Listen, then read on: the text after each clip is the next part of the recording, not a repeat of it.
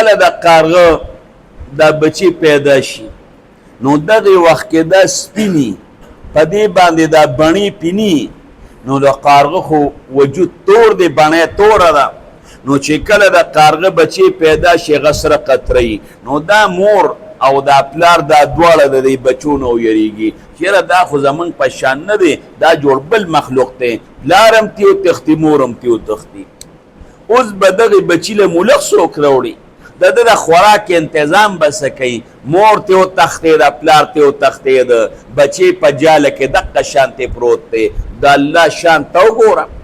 ماشي راولي ماشي نو چې ماشي راشي هغه د کارغه د دې بچي د خولې په خوا کې بنګېږي او د خوله وازه کړې ده د خولې ته رادن نه شي او دې وله خړپ ورکړي د هغې خوله ته وله الله د رزق بندوبست وکړه هلته وله الله پاک رزق راورسو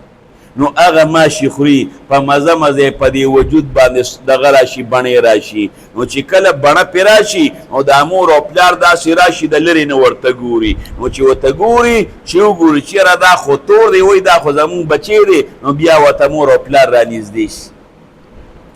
د دغې بچو د رزق انتظام چا وکړه دا رب العالمین وکړه